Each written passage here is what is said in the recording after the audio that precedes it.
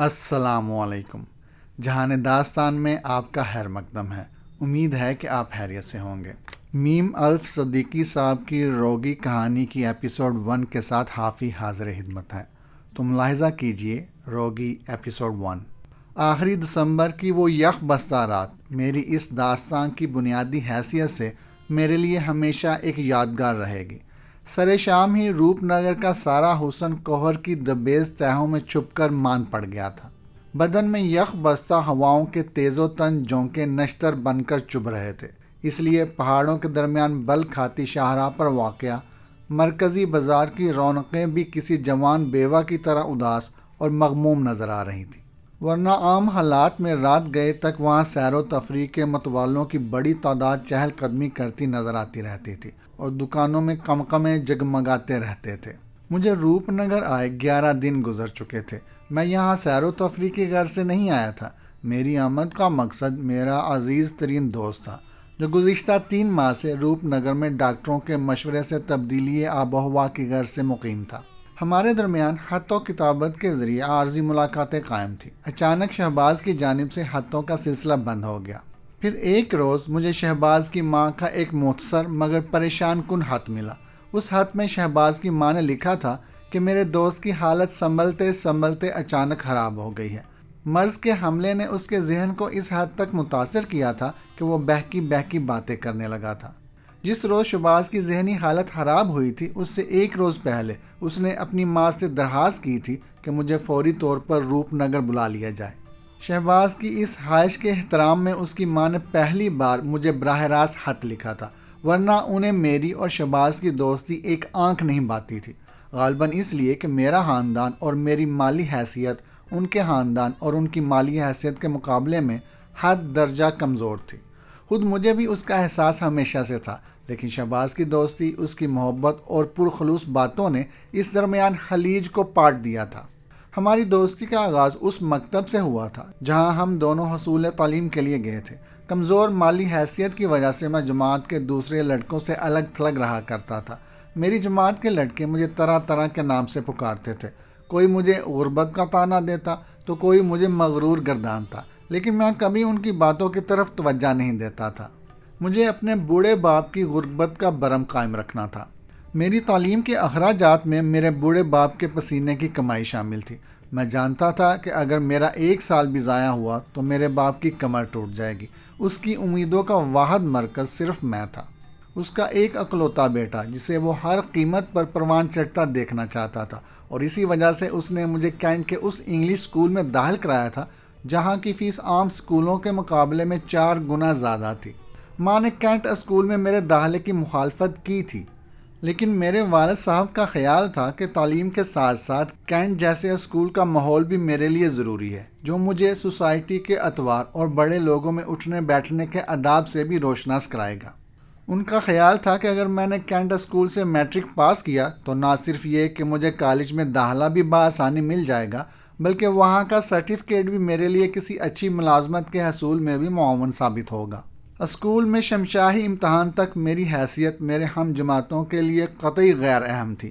اس عرصے میں صرف شہباز ہی ایک واحد لڑکا تھا جو اکثر میری حمایت میں دوسروں کو مجھے تنگ کرنے سے منع کیا کرتا تھا، لیکن جب شمشاہی امتحان کا نتیجہ بورڈ پر اویزاں کیا گیا تو میری جماعت کے بیشتر لڑکے میرے قریب آ گئے۔ میں نے اپنی جماعت کے تمام لڑکوں پر سبقت حاصل کی تھی۔ وقت گزرتے دیر نہیں لگتی، میں نے 9ویں جماعت کا امتحان بھی اول درجے میں پاس کر لیا۔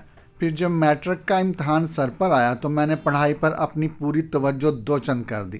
اس عرصے میں شہباز سے میری دوستی بڑی مستحکم ہو گئی تھی۔ اس کا باپ پولیس کے محکمے میں ڈپٹی سپرنٹینڈنٹ کے اعلیٰ عہدے پر فائز تھا۔ شروع میں جب میں شہباز کے اصرار پر اس کے ساتھ مل کر پڑھنے کے لیے اس کی کوٹھی پر جاتا تو اس کے ملازم بھی میری ظاہری حالت دیکھ کر ناک منہ چڑھا لیا کرتے تھے۔ شہباز کی ماں، جسے اپنی امارت اور حیثیت کا زیادہ ہی احساس تھا، میری اور شہباز کی دوستی کو یکسر ناپسند کرتی تھی، لیکن شہباز ان کا لاڈلا بیٹا تھا، اسے باپ کی ہمدردیاں بھی حاصل تھیں، اس لیے اس کی ضد کے پیش نظر اس کے باپ نے وقتی طور پر ہماری دوستی کو قبول کر لیا تھا۔ میٹرک کا نتیجہ آیا تو میرے بوڑھے باپ کی خوشی کی کوئی انتہا نہ رہی۔ میں نے اپنے صوبے کے تمام لڑکوں پر سبقت حاصل کی تھی۔ میری کوششوں سے شہباز بھی، جو ہمیشہ مشکلوں سے ہی کامیاب ہوا کرتا تھا، دوسرے درجے میں کامیاب ہو گیا۔ میرے والد نے میری ماں کی مخالفت کے باوجود میرا داخلہ ایک مقامی کالج میں کرا دیا۔ شہباز کے باپ نے اسے اعلیٰ تعلیم دلانے کی خاطر ولایت روانہ کر دیا۔ یوں میری اور شہباز کی دوستی وقتی دوری کی وجہ سے ختم ہو گئی، لیکن وہ ولایت سے بھی برابر خطوط کے ذریعے مجھے یاد کر لیا کرتا تھا۔ 1 سال تک اس کے خطوط بڑی پابندی سے مجھے ملتے رہے، پھر اچانک یہ سلسلہ بھی ختم ہو گیا۔ میں نے اسے متعدد بار کئی طویل خطوط لکھے تھے، لیکن جب اس کی طرف سے کوئی جواب نہ آیا تو میں نے بھی خاموشی اختیار کر لی۔ وقت یوں ہی گزرتا رہا۔ میں FA کے فائنل امتحان کی تیاریوں میں بڑے انہماک سے مصروف تھا کہ فلکِ کج رفتار کی گردشوں نے میرے گرد اپنا حلقہ تنگ کرنا شروع کر دیا۔ میرے والد جو کچھ دنوں سے علیل تھے، اچانک ایک روز خدا کو پیارے ہو گئے۔ پھر ماں اس صدمے کو برداشت نہ کر سکی اور اس نے بستر پکڑ لیا۔ حالات کی ستم کاریوں نے تابڑ توڑ حملے کیے تو میں بوکھلا گیا۔ ماں نے جو پیسے جوڑ توڑ کر کے رکھے تھے وہ والد صاحب کی تجہیز و تکفین میں اٹھ گئے۔ امتحان کی فیس داخل کرنے کی تاریخ آئی اور گزر گئی۔ میں کس منہ سے ماں سے کچھ کہتا، اور کہتا بھی کیسے، جبکہ والد صاحب کے انتقال کے بعد ان لوگوں نے ہاتھ پھیلانے شروع کر دیے تھے جن سے والد صاحب مرحوم میری پڑھائی کے سلسلے میں وقتاً فوقتاً قرض لیا کرتے تھے۔ میں ان قرض داروں کو کچھ دنوں تک ٹالتا رہا، لیکن ایک دن اس کی حد تک ماں کے کانوں تک پہنچ گئی۔ انہوں نے اپنے سہاگ کی نشانی چوڑیاں اور بچے کچھے زیورات فروخت کر کے قرضہ داروں کا منہ بند کر دیا۔ میں شب و روز ماں کی دلجوئی میں لگا رہا تھا۔ کتابیں ادھر ادھر بند پڑی تھیں۔ ان حالات میں پڑھائی کا ہوش بھی بھلا کسے رہ سکتا تھا؟ گھر میں ماں کی دیکھ بھال اور تیمارداری کرنے کے لیے میرے سوا اور کوئی نہیں تھا۔ قریب کے جو 2 عزیز تھے وہ رسمی طور پر والد صاحب کی موت پر مگرمچھ کے 2 آنسو بہا کر اور پرسہ دے کر کنی کاٹنے لگے تھے۔ قدرت نے ان کے حالات بہت اچھے کر رکھے تھے، اس لیے وہ ڈرتے تھے کہ کہیں میں یا میری ماں ان سے اس آڑے وقت میں کسی مدد کی فرمائش نہ کر دیں۔ میں نے اپنی طرف سے طے کر رکھا تھا کہ فاقے کر لوں گا، کسی غیر کے سامنے بیکاری بن کر ہاتھ پھیلا دوں گا، لیکن ان رشتہ داروں کے آگے دستے سوال دراز نہیں کروں گا۔ والد صاحب کا 40واں کرنے کے بعد میں نے ملازمت کے لیے باغ دوڑ شروع کر دی، لیکن ابھی قسمت نے شاید ہمارے حق میں اپنا فیصلہ تبدیل کرنے کا ارادہ نہیں کیا تھا۔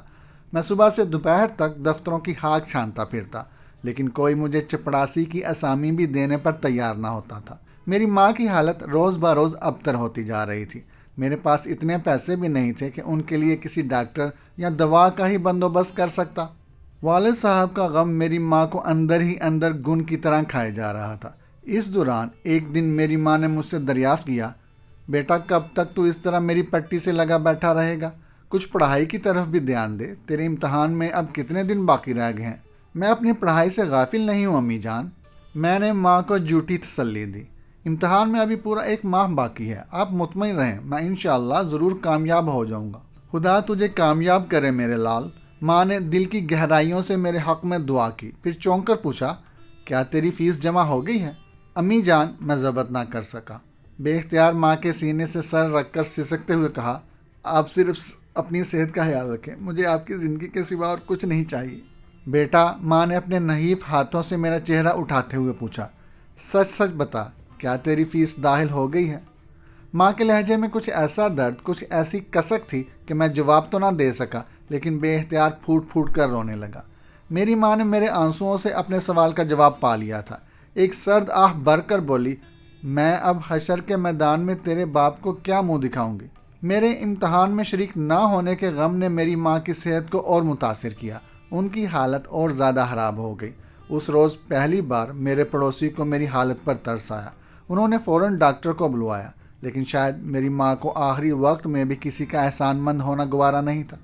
اس سے پیشتر کہ ڈاکٹر آتا اور ان کی مسیحائی کرتا، میری ماں نے آخری ہچکی لی اور مجھے بری دنیا میں تنہا چھوڑ کر اپنے معبود حقیقی سے جا ملی۔ موت کے بے رحم ہاتھوں نے ماں اور بیٹے کے درمیان لمحے بھر میں فاصلے اس قدر طویل کر دیے تھے جن کو عبور کرنا انسان کی طاقت میں نہیں۔ میں ماں کی لاش سے لپٹ کر بیان کرنے کے سوا اور کر بھی کیا سکتا تھا۔ ماں کی موت کو 2 ماہ گزر گئے۔ قدرت کی کاریگری نرالی ہوتی ہے۔ وقت ہر زخم کا مرہم ہے۔ وقت کے ساتھ ساتھ میرے غموں کی شدت میں بھی کمی آتی گئی۔ میں نے خود کو سہارا دینے کی خاطر گھر سے باہر قدم نکالا۔ میرے پڑوسی ماں کی موت کے بعد سے برابر میری دل جوئی میں لگے ہوئے تھے۔ ان کی سفارشوں اور کوششوں سے مجھے ایک دفتر میں کلرکی مل گئی۔ وقت کا چکر اپنے محور کے گرد گردش کرتا رہا۔ ماں باپ کی موت کا زخم آہستہ آہستہ مندمل ہوتا گیا۔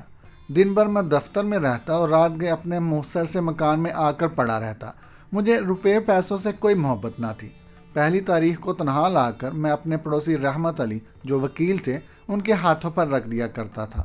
وہ ہر بار میری تنخواہ لینے سے گریز کرتے، پھر میرے اصرار پر تمام روپے اپنی بیوی کے حوالے کر دیا کرتے تھے۔ میرا کھانا اور ناشتہ شروع میں وہ خود یا ان کا ملازم لایا کرتا تھا، پھر آہستہ آہستہ پردے کی قید ختم ہو گئی اور رحمت علی کی بیوی کے علاوہ ان کی لڑکی راحیلہ بھی میرے سامنے آنے لگی۔ وہ میٹرک کی طالبہ تھی۔ میں نے رحمت علی کے احسانوں کا بوجھ ہلکا کرنے کے لیے راحیلہ کو پڑھانا شروع کیا تو ہمارے درمیان تعلقات مستحکم ہو گئے۔ رحمت علی کی بیگم مجھ پر پہلے سے زیادہ مہربان ہو گئی۔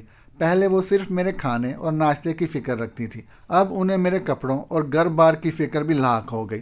میں ان کو خالہ جان کہا کرتا تھا اور ان کی موجودگی ہی میں راحیلہ کو پڑھایا کرتا تھا۔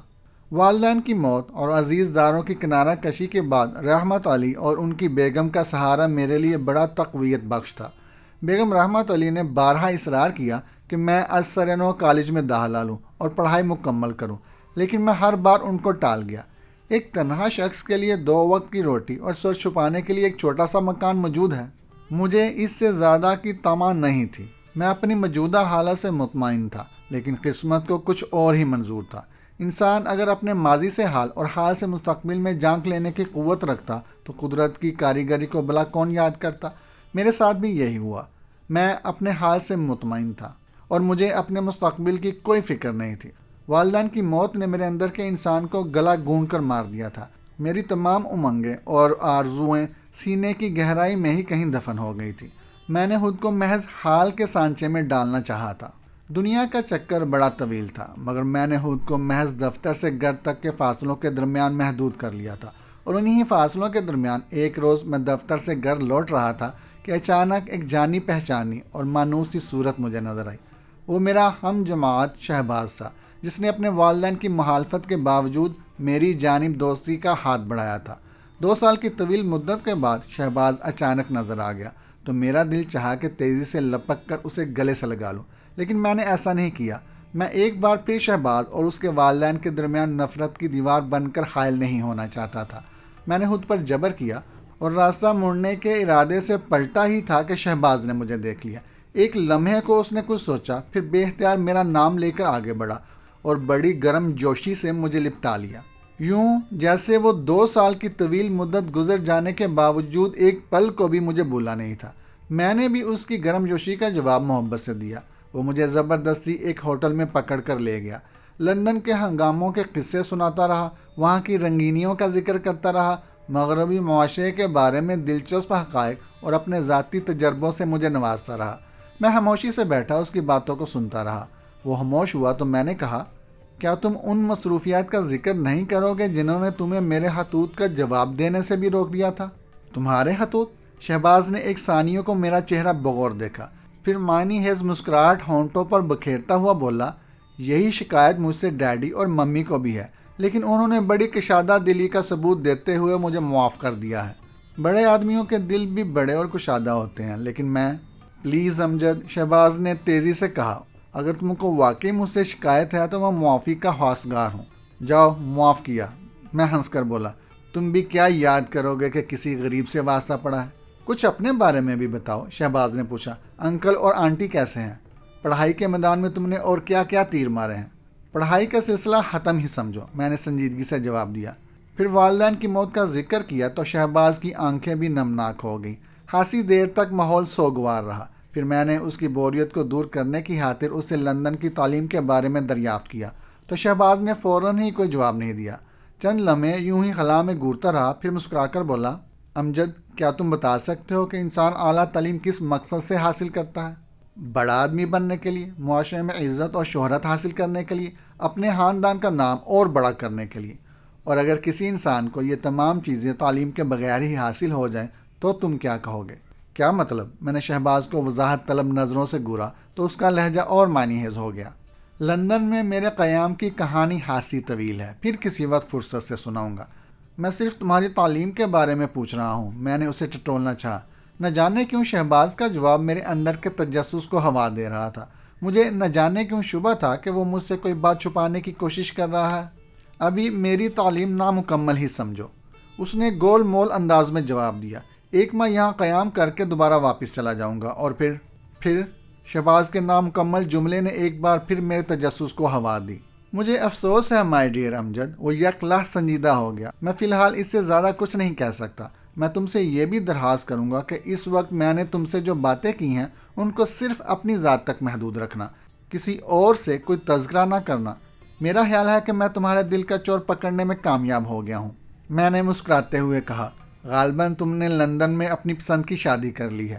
یقیناً کوئی بڑی اسامی پھانسی ہوگی جو تعلیم کے بغیر ہی تمہیں بڑا آدمی بنا سکتی ہے۔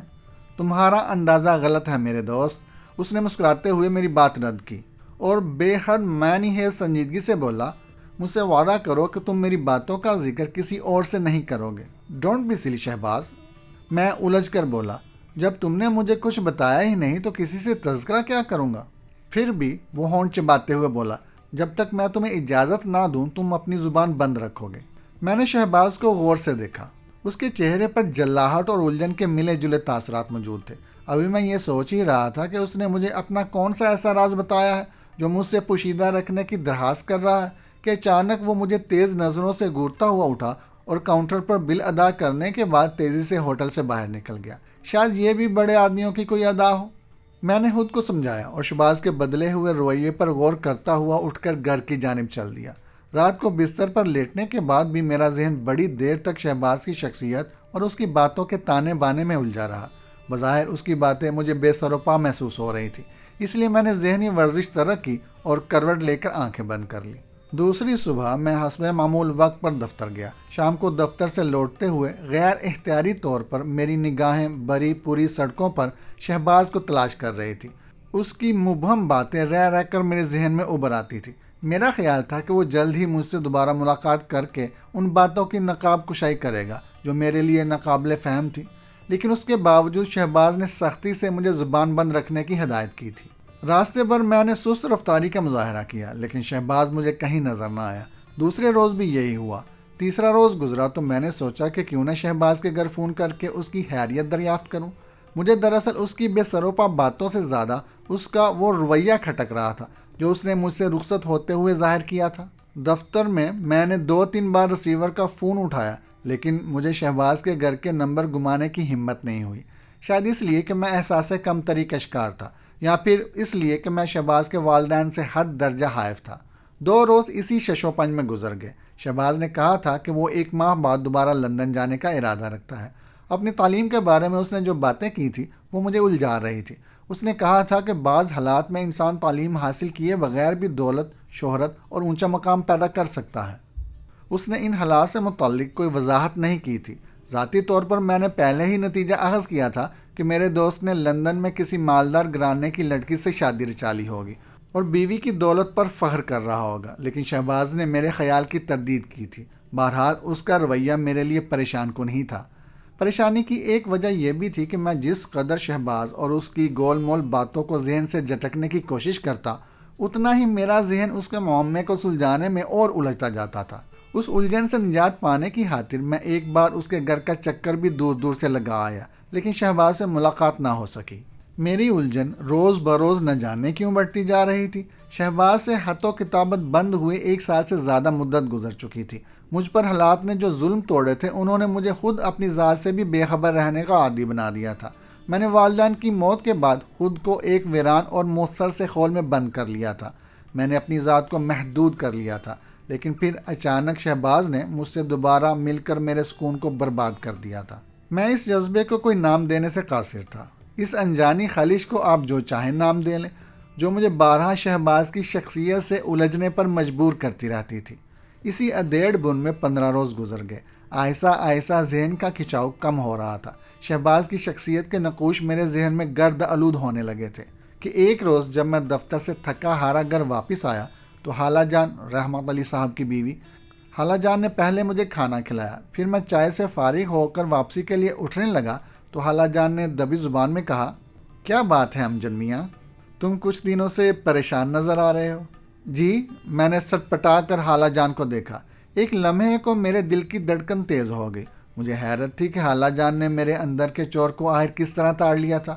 ان کے سامنے تو میں ہمیشہ ہی خود کو محتاط اور لیے دیے رکھتا تھا، اس لیے کہ وہ میری محسنہ تھی، اور اس لیے بھی کہ وہاں ان کی جوان لڑکی راحیلہ بھی رہتی تھی۔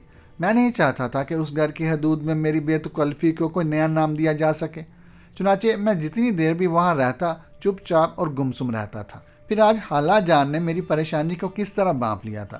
میں نے بس ایک ثانیہ خود کو منتشر محسوس کیا، پھر خود کو اپنے وجود میں سمیٹ کر بڑی سنجیدگی سے بولا، مجھے بھلا اب کیا پریشانی لاحق ہو سکتی ہے جب قدرت نے آپ لوگوں جیسا سرپرست، اور اس کے باوجود میں محسوس کر رہی ہوں کہ تم کچھ پریشان ہو۔ ایسی کوئی بات نہیں خالہ جان، میں نے بدستور سنجیدگی سے کہا۔ دفتر میں کام کی زیادتی کے سبب چہرے پر کچھ تھکن کے آثار ہوں گے، اتنا میں بھی سمجھتی ہوں امجد میاں، بیگم رحمت علی نے معنی خیز لہجے میں کہا۔ میں نے یہ سر کے بال دھوپ میں سفید نہیں کیے۔ بہرحال تم چونکہ میرے پیٹ کی اولاد نہیں ہو، اس لیے تم پر زور نہیں دے سکتی، لیکن خدا گواہ ہے امجد کہ میں تم کو راحیلہ سے کم نہیں چاہتی۔ خالہ جان، میں نے جلدی سے کہا، اگر میری کسی بات سے آپ کو صدمہ پہنچا ہے تو میں 10 بستہ معافی کا خواستگار ہوں۔ مجھے احساس ہے کہ آپ مجھے اپنی اولاد سے بڑھ کر پیار کرتی ہیں۔ اگر مجھے اپنائیت کے احساس پر شبہ ہوتا تو یقین جانیے اب تک میں بھی مر گیا ہوتا۔ پھر میں آپ لوگوں کے ساتھ کسی احسان فراموش کے مظاہرے کی جرأت کس طرح کر سکتا ہوں؟ یہ تمہاری شرافت ہے کہ تم ہم لوگوں کو کسی قابل سمجھتے ہو، ورنہ ہم نے تمہارے ساتھ کیا کیا ہے؟ آپ نے میرے ساتھ جو سلوک کیا ہے وہ میرا دل جانتا ہے یا میرا خدا جانتا ہے، میں نے قدرے رندی آواز میں کہا۔ ایک بات کہوں امجد میاں، برا تو نہیں مانو گے؟ کچھ دیر مجھے دلاسا دینے کے بعد خالہ نے سنجیدگی سے مخاطب کیا۔ آپ حکم دیں خالہ جان، میں سر تابی کی جرأت نہیں کروں گا، میں نے خلوص دل سے کہا۔ بچے جوان ہو جائیں تو ان کو حکم کے بجائے پیار سے سمجھانا چاہیے۔ بیگم رحمت علی بڑے پیار سے بولیں، پھر میرے چہرے پر نظر جماتے ہوئے پوچھا، کیا اس شہر میں تمہارا کوئی دوست بھی ہے؟ جی ہاں، میں نے چونکتے ہوئے کہا، شہباز۔ میٹرک میں ہم دونوں ایک ہی درسگاہ میں پڑھتے تھے، پھر وہ ولایت چلا گیا، لیکن آپ کو کس طرح معلوم ہوا؟ شہباز کو واپس آئے کتنا عرصہ ہوا ہے؟ انہوں نے میری بات کو نظر انداز کرتے ہوئے دریافت کیا۔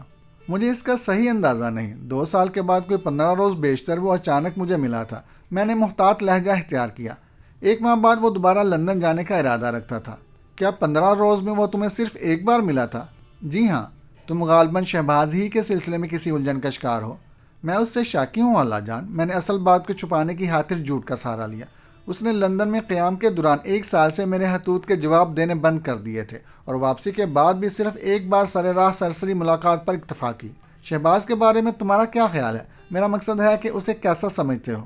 بظاہر تو اس میں کوئی خرابی یا برائی نظر نہیں آتی، میں نے خالہ جان کی وضاحت طلب نظروں سے گورتے ہوئے پوچھا۔ کیا میں دریافت کر سکتا ہوں کہ آپ کو شہباز کے بارے میں کس طرح معلوم ہوا؟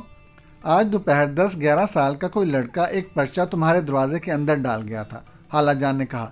اتفاق ہی سمجھو جو راحیلہ نے اس لڑکے کو پرچہ دروازے کی جوری سے اندر پھینکتے ہوئے دیکھ لیا تھا۔ اس نے مجھ سے تذکرہ کیا تو مجھے یہ خیال گزرا کہ نہ جانے وہ لڑکا کون رہا ہو اور تمہارے گھر میں کیا چیز ڈال گیا ہو، لہٰذا میں نے خود جا کر وہ پرچہ دیکھا۔ اسی حد کے ذریعے مجھے شہباز اور تمہاری دوستی کا علم ہوا ہے۔ خالہ جان نے اپنا جملہ مکمل کر کے ہلکے نیلے رنگ کا ایک مڑا ہوا کاغذ میرے حوالے کر دیا۔ میرے گھر کی صفائی وغیرہ رحمت علی کا ملازم کیا کرتا تھا، اس لیے میں دفتر جاتے وقت مکان کی چابیاں وہاں چھوڑ جایا کرتا تھا۔ بہرحال میں نے دھڑکتے دل سے وہ نیلے رنگ کا کاغذ خالہ جان سے لے لیا۔ مجھے خود بھی تعجب تھا کہ شہباز نے مجھ تک کوئی پیغام یا خط بھیجنے کا ایسا پرسرار طریقہ کار کس مقصد کے لیے اختیار کیا۔ میں نے اسے اپنے دفتر کا پتہ اور فون بھی بتا دیا تھا۔ وہ چاہتا تو فون پر مجھ سے رابطہ قائم کر سکتا تھا یا دفتر کے باہر مل سکتا تھا۔ کسی لڑکے کے ہاتھ پرچہ میرے گھر پھینکوانے کی کیا ضرورت تھی؟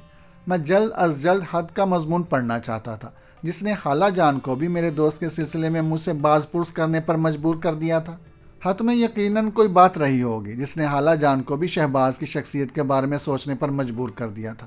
میں عجیب مسمسے میں پھنسا ہوا تھا، اور خالہ جان برابر اپنی تجربہ کار نگاہوں سے میرے چہرے کے تاثرات سے میرے دل کا حال پڑھنے کی کوشش میں مصروف تھی۔ کچھ دیر میں سر جھکائے خاموش بیٹھا رہا، پھر جانے کے ارادے سے اٹھا تو خالہ جان نے دبی زبان میں کہا، امجد میاں، آج سے پہلے میں شہباز کے بارے میں کچھ نہیں جانتی تھی۔ تم ماشاء اللہ سمجھدار ہو، اپنے برے اور بھلے کی تمیز کر سکتے ہو، لیکن ایک بزرگ کی حیثیت سے میں تمہیں صرف یہ مشورہ دینا چاہتی ہوں کہ ایسے دوستوں سے انسان کو دور ہی رہنا چاہیے جو کھل کر ملنے کے بجائے رازداری کا سہارا لینے کے عادی ہوں۔ ایسے لوگ اپنے علاوہ دوسروں کے لیے بھی پریشانی کا سبب بن جاتے ہیں۔ میں نے اس بات میں سر کو جنبش دی اور اٹھ کر اپنے مکان میں آ گیا۔ خالہ جان کی باتوں نے شہباز کی شخصیت کو میرے لیے کچھ اور زیادہ پرسرار بنا دیا تھا۔ میں نے گھر پہنچ کر شہباز کا پرچہ پڑھنا شروع کیا۔ لکھا تھا، مائی ڈیئر امجد، مجھے افسوس ہے کہ میں تم سے 15 روز گزرنے کے باوجود دوبارہ ملاقات نہیں کر سکا۔ کچھ ایسی ہی مجبوریاں لاحق تھیں جو تحریر میں نہیں لائی جا سکتی۔ مجھے اس بات کا احساس بھی ہے کہ پہلی ملاقات میں نے تم سے کچھ ناروا رویہ اختیار کیا تھا، لیکن میں اس کے لیے بھی مجبور تھا۔ اگر میں ایسا نہ کرتا اور تم میری باتوں کا تذکرہ کسی اور کے سامنے کر دیتے تو نہ صرف یہ کہ میرا سارا کھیل بگڑ جاتا، بلکہ ہو سکتا ہے کہ ہولناک تباہیاں میرا مقدر بن جاتی۔ مجھے یقین ہے کہ تم نے میری درخواست پر اپنی زبان بند رکھی ہوگی۔ بہرحال تم میرے دوست ہو، میں تمہیں قابل اعتماد سمجھتا ہوں، اس لیے چاہتا ہوں کہ وہ راز جو صرف میرے سینے میں دفن تھا تمہیں بھی اس سے آگاہ کر دوں۔ دوسری ملاقات کے لیے میں نے جو طریقہ اختیار کیا ہے، ممکن ہے تم اسے بھی بیہودہ سمجھو، لیکن حالات کے پیش نظر میرا خود اپنے سائے سے بھی محتاط رہنا ضروری ہے۔ اس کا اندازہ تمہیں ملاقات کے بعد ہی ہو سکتا ہے۔ کل رات 11 بجے میں انگریزوں کے پرانے قبرستان کے عقبی پھاٹک پر تمہارا انتظار کروں گا۔ میرا یہ خط پڑھنے کے فوراً بعد نظر آتش کر ڈالنا، اور خبردار اس کا تذکرہ کسی اور سے نہ کرنا۔ باقی تفصیلی باتیں ملاقات ہونے پر ہوں گی۔ جب تک کے لیے اجازت چاہتا ہوں، تمہارا دوست شہباز۔ شہباز کے خط نے مجھے نئی الجھنوں سے دوچار کر دیا تھا۔ خالہ جان نے ایک بزرگ کی حیثیت سے جو مشورہ مجھے دیا تھا وہ بھی اپنی جگہ درست تھا۔ شہباز کی وہ تحریر کسی بھی سوجھ بوجھ رکھنے والے کو الجھن میں مبتلا کر سکتی تھی۔ پہلی ملاقات میں اس کے بدلے ہوئے تیور اور پریشان کن رویے کی وجہ اب کچھ میرے ذہن میں آ رہی تھی۔ غالباً وہ لندن جا کر کسی غلط گروہ کے جال میں الجھ گیا تھا، اسی لیے شاید اس کی تعلیم کا سلسلہ بھی ترک ہو گیا ہوگا، اور اپنی پرسرار مصروفیات کی بنا پر اس نے مجھے اور اپنے گھر والوں کو بھی خطوط کے جواب نہیں دیے ہوں گے۔ حالات کی نوعیت اس کے حد سے ظاہر تھی۔ وہ جس چکر میں ملوث تھا اس کے تحت اس کا خود اپنے سائے سے بھی محتاط رہنا ضروری تھا۔ یقیناً کوئی انتہائی اہم بات رہی ہوگی جس نے شہباز کو اس درجہ رازداری پر مجبور کر دیا ہوگا کہ وہ فون پر بھی مجھ سے گفتگو نہیں کر سکتا تھا۔ وہ مجھے قابل اعتماد سمجھ کر اپنا ہمراز بنانا چاہتا تھا۔ اس نے یہ بھی کہا تھا کہ وہ تعلیم حاصل کیے بغیر ہی بڑا مقام اور دولت حاصل کر سکتا ہے۔ میرے ذہن میں اس کے الفاظ اور خط کی تحریر آپس میں گڑبڑ ہو رہی تھی۔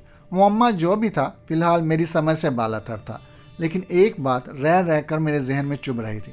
اگر شہباز لندن میں رونما ہونے والے کچھ واقعات یا حادثات سے خائف تھا تو پھر وہ دوبارہ وہاں کیوں جانا چاہتا تھا؟ کیا ان واقعات میں اس کی ذاتی دلچسپی کو بھی دخل ہے یا وہ مجبور ہو گیا ہے؟ اسے اپنے شہر میں جہاں اس کا باپ قانون کا نگہبان تھا، آخر کن لوگوں سے اور کس قسم کا خطرہ لاحق تھا جو مجھ سے ملاقات کرنے میں ہی اتنی رازداری سے کام لے رہا تھا؟ رات کو رحمت علی کا ملازم کھانے کے لیے بلانے آیا تو میرے خیالات کا شیرازہ وقتی طور پر منتشر ہو گیا۔ میں نے منہ ہاتھ دھو کر بال درست کیے اور رحمت علی کے گھر آ گیا۔ کھانے کی میز پر خالہ جان اور رحیلہ میری راہ دیکھ رہی تھی۔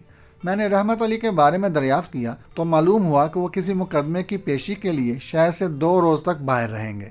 مجھے یہ خبر سن کر خوشی ہوئی، ورنہ رحمت علی کی موجودگی میں ہو سکتا تھا کہ خالہ جان سے حالات معلوم ہو جانے کے بعد مجھے ان کی جرح سے بھی دوچار ہونا پڑتا۔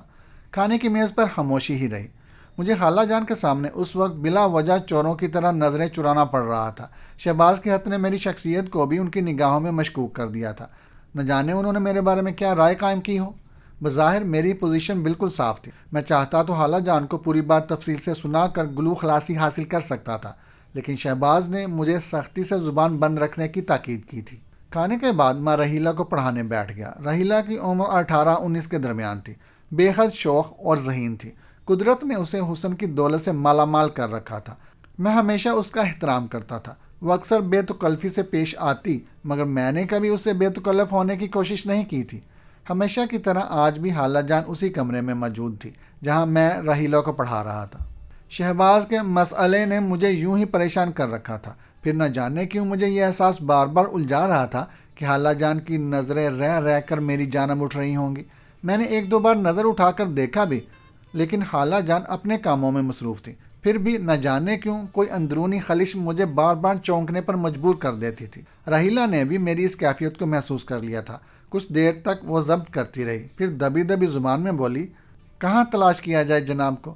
جی، میں نے چونک کر رحیلہ کو دیکھا تو وہ بے اختیار ہنس کر بولی، یہاں بیٹھے کہاں کھو جاتے ہیں امجد بھائی؟ سر میں کچھ درد سا محسوس ہو رہا ہے۔ میں نے جھوٹ بولا تو رحیلہ کا لہجہ اور مینیہیز ہو گیا۔ یہ بھی خدا کا شکر ہے کہ درد محض سر تک محدود ہے، اگر نیچے اترے گا تو بات تشویشناک بھی بن سکتی ہے۔ فی الحال ایسے تردد کی کوئی بات نہیں ہے، میں نے مدھم آواز میں کہا، پھر اونچے لہجے میں بولا، تم ماشاءاللہ ذہین لڑکی ہو، جو کچھ پڑھ چکی ہو، اگر اسی کو دہرا لو تو اول درجے میں کامیاب ہو سکتی ہو۔ تمہاری انہی باتوں نے اس کا دماغ خراب کر دیا ہے۔ خالہ جان درمیان میں بولی، یہ جتنی قابل اور ذہین ہے میرا دل ہی جانتا ہے۔ میں ابو کی بیٹی ہوں امجد بھائی، اس لیے امی میری تعریف کبھی کر ہی نہیں سکتی۔ رحیلہ اور شوق ہو گئی۔ اگر یہ بات ہے تو پھر میں خالہ جان کی طرف ہوں، میں نے ماحول کو زیادہ خوشگوار بنانے کی خاطر کہا۔ باپ کے مقابلے میں ماں اولاد کے لیے زیادہ مہربان اور مشفق ثابت ہوتی ہے۔ باتوں کا سلسلہ چل نکلا تو رحیلہ نے کتابیں سمیٹ لیں۔ وہ سمجھ رہی تھی کہ اس وقت میں پڑھانے کے موڈ میں نہیں ہوں۔ کچھ دیر بعد میں جانے کے ارادے سے اٹھا تو خالہ جان نے اجازت دینے سے پہلے علیحدگی میں اپنے کمرے میں بلا کر کہا، امجد میاں، تم نے اپنے دوست کا ہاتھ پڑھنے کے بعد کیا ارادہ کیا ہے؟ میں آپ کو یقین دلاتا ہوں خالہ جان کہ شہباز نے جن باتوں کا ڈکے چھپے الفاظ میں اظہار کیا ہے میں ان سے قطعی ناواقف ہوں۔ مجھے خود بھی حیرت ہے کہ وہ کن الجھنوں کا تذکرہ مجھ سے کرنا چاہتا ہے۔ کیا تم نے اس سے ملاقات کرنے کا فیصلہ کر لیا ہے؟ اس نے مجھے قابل اعتماد سمجھا ہے۔ میں نے کہا، صرف ملاقات کر لینے میں کوئی حرج نہیں ہے۔ اگر تمہاری خوشی اسی میں ہے تو میں تمہیں نہیں روکوں گی، لیکن ایک بات کا وعدہ کرو، تم آئندہ کوئی بات مجھ سے پوشیدہ رکھنے کی کوشش نہیں کرو گے۔ خالہ جان نے پرخلوص لہجے میں کہا، میں بھی تمہیں یقین دلاتی ہوں کہ جو کچھ بتاؤ گے اس کا ذکر میں کسی اور سے نہیں کروں گی۔ تم مجھ پر اعتماد کر سکتے ہو۔ آپ مجھے شرمندہ کر رہی ہیں خالہ جان، میں نے انکسار سے کہا۔ میں یہی دعا کروں گی امجد میاں کہ خدا تمہیں فساد و شر سے محفوظ رکھے۔ میں خالہ جان کی دعائیں لے کر واپس گھر آ گیا۔ رات بھر میرا ذہن شہباز اور اس کے خط کی تحریر میں الجھا رہا۔ صبح دفتر میں بھی میرا دل نہ جانے کیوں بار بار دھڑکتا رہا۔ رہ کر میرے دل میں یہی خیال آتا تھا کہ میں شہباز کو فون کروں اور صاف طور پر اس سے ملاقات کرنے سے انکار کر دوں، لیکن دوستی کا احساس ہر بار مجھے میرے ارادے سے باز رکھتا۔ شام کو ذرا جلدی میں دفتر سے اٹھ کر گھر واپس آ گیا۔ بنیادی طور پر میں خود کو بزدل نہیں کہہ سکتا۔ قسمت کی ستم ظریفیوں نے مجھے جو چرکے لگائے تھے اور حالات کی گردش نے جس انداز میں جھنجھوڑا تھا، اس نے زندگی سے بیزار کر دیا تھا، اور جو لوگ اپنی زندگی سے بیزار ہو جائیں پھر ان کے لیے خوف اور خطر کوئی معنی نہیں رکھتا۔ وہ نڈر اور بے خوف ہو جاتے ہیں، لیکن بلا وجہ دیدہ و دانستہ خطرات میں چھلانگ لگانا بھی تو ایک حماقت ہوتی ہے۔ میں شہباز کو اپنا دوست سمجھتا تھا، لیکن یہ بھی جانتا تھا کہ اس کے والدین مجھے ایک نظر بھی پسند نہیں کرتے۔ شہباز پر کوئی آزار وقت آنے کی صورت میں وہ اپنی جان و مال سب کچھ داؤ پر لگانے پر آمادہ ہو سکتے تھے، لیکن میرا اس دنیا میں کون تھا جو مصیبت میں میری مدد کرنے پر آمادہ ہوتا؟ 10 بجے رات تک میں انہی متضاد کیفیات میں الجھا رہا۔ پھر میں نے شہباز سے ملاقات کرنے کا ارادہ کر لیا۔ میں نے یہی سوچا تھا کہ اگر میں اپنے دوست کے کسی کام آ سکوں تو اس میں بظاہر کوئی حرج نہیں ہے۔ کاش میں اس وقت یہ فیصلہ نہ کرتا، لیکن قسمت کے لکھے کو بھلا کون مٹا سکتا ہے؟ تقدیر کا لکھا ہر صورت پورا ہو کر رہتا ہے۔ میں بھی قدرت کے آگے مجبور اور بے بس تھا۔ انگریزوں کا پرانا قبرستان میرے گھر سے 2 میل کے فاصلے پر واقع تھا۔ میں بڑے بازار کا چکر لگاتا ہوا وقت مقررہ سے 10 منٹ پہلے ہی قبرستان کے عقبی پھاٹک پر پہنچ گیا، جہاں ہر طرف تاریکی اور ہو کا عالم تھا۔ دور دور تک کسی ذی روح کا نام و نشان نہیں تھا، صرف میرے دل کی دھڑکنوں کی آوازیں میرے کانوں سے ٹکرا رہی تھیں۔ میں نے وقت گزارنے کی خاطر چہل قدمی شروع کر دی۔ کہیں کوئی پتا بھی کھڑکتا تو میں چونک کر اس کی طرف متوجہ ہو جاتا۔ وقت کی رفتار نہ جانے کیوں سست ہو گئی تھی۔ شہباز کے انتظار میں ایک ایک لمحہ میرے لیے اذیت ناک تھا۔ مجھے اس بات کا خدشہ بھی تھا کہ اگر اس وقت انگریز سپاہیوں کی کوئی ٹولی ادھر آ نکلی تو میں اتنی رات کے ان کے قبرستان میں اپنی موجودگی کا کیا جواز پیش کروں گا۔ بار بار میری نگاہیں اپنی دستی گھڑی کے ریڈیم ڈائل پر پڑتی تھی۔ 11 بج چکے تھے، لیکن ابھی تک شہباز کا دور دور تک کوئی نشان نہیں تھا۔ مجھے اس پر غصہ آ رہا تھا اور یہ خیال بھی پریشان کر رہا تھا کہ نہ جانے وہ کون سے حالات ہیں جو شہباز کے پاؤں کی بیڑیاں بن گئے تھے۔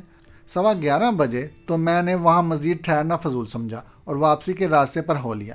قبرستان کی 4 دیواری کے ساتھ ساتھ قدم اٹھاتا ہوا میں سڑک پر آ گیا اور اپنی رفتار تیز کر دی۔ یہ علاقہ چونکہ شہر سے ہٹ کر اور آبادی کی دوسری سمت واقع تھا، اس لیے اتنی رات کے وہاں کسی سواری کا ملنا مشکل تھا۔ میں شہباز کی شخصیت میں الجھا آگے بڑھتا رہا۔ ابھی 2 فرلانگ کا بھی راستہ طے نہیں کیا تھا کہ پوچھ سے کسی گاڑی کی روشنی ابھری۔ میں نے پلٹ کر دیکھا، دور سے ایک تیز رفتار کار آتی دکھائی دی۔ میں رکنے کے بجائے قدم بڑھاتا رہا۔ چند لمحوں میں سیاہ رنگ کی ایک بڑی کار میرے قریب آ کر رک گئی۔ میں نے کار کے اندر نظر ڈالی۔ اسٹیئرنگ پر ایک ادھیڑ عمر کا انگریز موجود تھا۔ اندھیرے کی وجہ سے میں اس کے چہرے کو غور سے نہیں دیکھ سکا۔ گاڑی روکنے کا مقصد یہی تھا کہ وہ مجھے لفٹ دینا چاہتا تھا۔ اسی قسم کی چھوٹی چھوٹی باتوں سے مقامی لوگوں کا دل جیتنے میں انگریزوں کو ترائے امتیاز حاصل تھا۔ میرا اندازہ غلط ثابت نہیں ہوا۔ کہاں جاؤ گے؟ اسٹیئرنگ پر بیٹھے ہوئے انگریز نے نرم لہجے میں پوچھا۔ شہر، بڑے بازار تک، میں نے بھی شستہ انگریزی میں جواب دیا۔ پھر اس کے اشارے پر دروازہ کھول کر اس کے ساتھ ہی اگلی نشست پر بیٹھ گیا۔ گاڑی دوبارہ حرکت میں آ کر کھلی سڑک پر فراٹے بھرنے لگی۔ ہمارے درمیان مزید کوئی بات نہیں ہوئی۔ انگریز اپنے ظاہری اخلاق کا مظاہرہ اپنی بڑائی سمجھتے ہیں، لیکن بلا وجہ ہر کس و ناقص سے بے تکلف ہونا مناسب نہیں سمجھتے۔ میرا ذہن بدستور شباز میں الجھا ہوا تھا، اس لیے میں نے بھی از خود اسے مخاطب کرنا مناسب نہیں سمجھا۔ میری نظریں بظاہر تاریکی میں سامنے سڑک پر مرکوز تھی، لیکن میرا ذہن شباز کے بارے میں سوچ رہا تھا۔ مجھ سے ملاقات کرنے کی خاطر اس نے بڑی رازداری سے ایک پرسرار طریقہ اختیار کیا تھا۔ وہ مجھے اپنے کسی اہم راز میں شریک کرنے کا خواہش مند تھا۔ اس نے مجھے وقت پر پہنچنے کی تاکید کی تھی، لیکن خود نہیں آیا تھا۔ ممکن ہے جو خطرات اسے درپیش تھے، انہی خطرات کے پیش نظر وہ مجھ سے نہ ملنے پر مجبور ہو گیا ہو۔ گاڑی کے اندر ایک عجیب سی تیز خوشبو موجود تھی۔ ڈرائیونگ سیٹ پر بیٹھے ہوئے انگریز نے شاید کوئی تیز مہک والا سینٹ اپنے لباس پر خاصی مقدار میں لگا رکھا تھا۔ مجھے اس کی ذاتی پسند یا ناپسند سے کوئی سروکار نہیں تھا۔ وقتی طور پر اس نے مجھے لفٹ دے کر مجھ پر احسان کیا تھا۔ مجھے اس کا شکر گزار ہونا چاہیے تھا، لیکن نہ جانے کیوں مجھے وہ مہک بہت عجیب محسوس ہو رہی تھی۔ شاید اس لیے کہ اس کی تیز خوشبو میرے ذہن کو بوجھل بنا رہی تھی۔ میں نے درزیدہ نگاہوں سے اسے دیکھا۔ اس کی عمر 40 اور 45 کے درمیان رہی ہوگی۔ چہرے کے خد و خال سے پروقار نظر آ رہا تھا۔ سر کے تمام بال سفید تھے، جنہوں نے اس کی شخصیت کو کچھ زیادہ ہی نمایاں کر دیا تھا۔ میں نے نظریں اس کی جانب سے ہٹا کر دوبارہ سڑک پر جما دی۔ تیز ہوا کے خنک جھونکے اور اسٹیئرنگ پر بیٹھے ہوئے انگریز کے لباس سے پھوٹتی ہوئی خوشبو میرے ذہن کو بوجھل کر رہی تھی۔ یہ بھی ممکن تھا کہ تھکن کی شدت سے میرا ذہن بوجھل ہو رہا ہو۔ بہرحال مجھ پر ہلکی ہلکی غنودگی طاری ہو رہی تھی۔ پھر میں اسی وقت پوری طرح ہوش میں آ کر چونکا جب گاڑی ایک جھٹکے سے رک گئی تھی۔ میں نے چونک کر اپنے محسن کی جانب دیکھا۔ وہ میری ہی طرف دیکھ رہا تھا۔ اس کی بڑی بڑی آنکھوں میں چمک تھی۔ شاید وہ مجھے اپنی نگاہوں سے اس بات کا احساس دلا رہا تھا کہ اب مجھے اس کی گاڑی سے اتر جانا چاہیے۔ میری منزل آ گئی ہے۔ میں ہڑبڑا کر گاڑی سے نیچے اترا اور دروازہ بند کرتے ہوئے میں نے ایک بار پھر بڑے مہذب انداز میں اس کا شکریہ ادا کیا۔ جواب میں اس نے آہستہ سے سر کی جنبش سے میرا شکریہ قبول کیا، پھر تیزی سے گاڑی آگے بڑھا دی۔ میں نے سکون کی سانس لی، لیکن دوسرے ہی لمحے میری نظر اپنے مکان کے دروازے پر پڑی تو میں حیرت سے اچھل پڑا۔ میں اس وقت اپنی گلی میں اپنے مکان کے سامنے کھڑا تھا۔ مجھے اچھی طرح یاد تھا کہ میں نے انگریز سے بڑے بازار کا حوالہ دیا تھا۔ راستے میں ہمارے درمیان کوئی گفتگو بھی نہیں ہوئی تھی۔ پھر اسے میرے گھر کا پتہ کس طرح معلوم ہوا؟ کیا وہ مجھے پہلے سے جانتا تھا؟ مگر کیسے؟ میں نے اس روز سے پیشتر اس کی صورت بھی پہلے کبھی نہیں دیکھی تھی۔ پھر یہ سب کیا تھا؟